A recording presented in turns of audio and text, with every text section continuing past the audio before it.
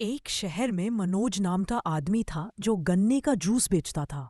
लालच के चक्कर में मनोज अक्सर ही गन्ने के जूस में मिलावट किया करता था और उसे ये गलत भी नहीं लगता था। कहते, थोड़ा बहुत मिलावट करने से क्या फर्क पड़ता है, गन्ने का जूस तो वैसे ही मीठा होता है। आधा ग्लास जूस में चाशनी का पानी मिला दूं तो कौन जान लेगा। चाशनी की वजह से उसका जूस लोगों को बहुत मीठा लगता और थोड़ा सा मसाला मिलाने से शक भी नहीं होता। लोग तारीफ करते, भाई मनोज बड़ा मजेदार जूस है, स्वादिष्ट भी सस्ता भी। आजकल 10 रुपए में क्या मिलता है। मनोज कहता, बस मेहनत है भाईजान, सारा दिन धूप में खड़ा रहता हूँ।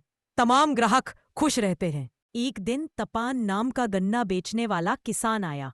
उसने जूस पिया तो बोला, ये तो बहुत मीठा है, जैसे चाशनी हो। मनोज ने कहा, गन्ने का जूस मीठा ही होता है। तपान समझ गया कि मिलावट है।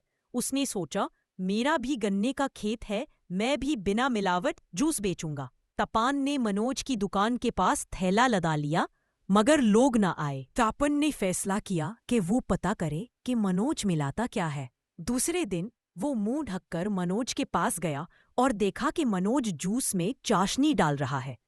उसने सब लोगों के सामने मनोज को पकड़ लिया। जब सब ने देखा कि जूस कम मीठा है, तो मनोज ने गलती मान ली।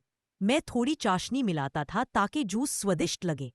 सब लोग नाराज हो गए और उसे कह दिया, अब हम कभी तुम्हारे यहाँ जूस नहीं पिएंगे।